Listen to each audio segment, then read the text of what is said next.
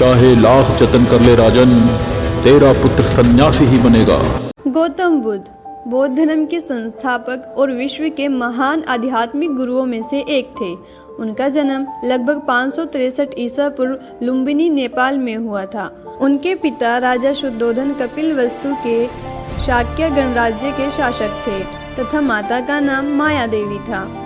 जन्म के 7 दिन बाद माता का निधन हो गया, इसलिए उनका पालन पोषण राजा शुद्धोधन की दूसरी पत्नी महामाया की छोटी बहन देवी प्रजापति ने किया। बचपन में उनका नाम सिद्धार्थ गौतम रखा गया। राजा शुद्धोधन चाहते थे कि सिद्धार्थ एक महान चक्रवर्ती सम्राट बने, किंतु सिद्धार्थ के जन्म के समय असित मुनि ने भविष्यवाणी की थी कि यह बालक बड़ा होकर सम्यक बुद्ध बनेगा।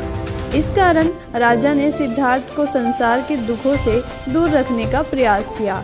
सिद्धार्थ का विवाह यशोधरा से हुआ और उनके पुत्र का नाम राहुल था।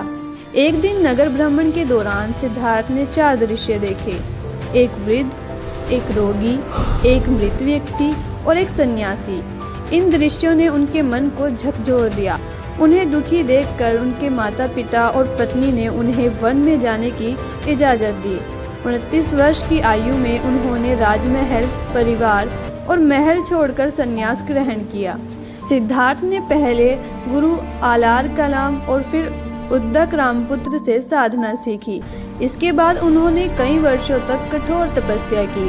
अंत में बोधगया में पीपल वृक्ष के नीचे गहन ध्यान करते हुए उन्हें बोधि यानी ज्ञान की प्राप्ति हुई और वे बुद्ध कहलाए, जिसका अर्थ है जागृत। बुद्धं शरणं गच्छामि। ज्ञान प्राप्ति के बाद उन्होंने सारनाथ में अपना पहला उपदेश दिया, जिसे धर्मचक्र परिवर्तन कहा जाता है।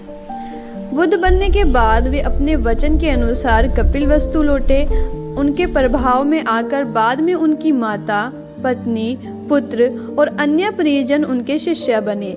उस समय मगध के राजा बिंबिसार और अजातशत्रु, कौशल के राजा प्रसेनजित, सारिपुत्र मुगलाना, महाकश्यप, आनंद और आम्रपाली उनके प्रमुख शिष्य थे। गौतम बुद्ध ने संदेश दिया, अपो दीपो भव, अर्थात अपना प्रकाश स्वयं बनो। 80 वर्ष की आयु में कुशीनगर में उन्होंने महापरिनिर्वाण प्राप्त किया। गौतम बुद्ध ने जातिवाद, भेदभाव का विरोध करते हुए समानता, अहिंसा, करुणा और शांति का संदेश दिया। ऐसे ही महान लोगों के बारे में जानने के लिए चैनल को सब्सक्राइब करें।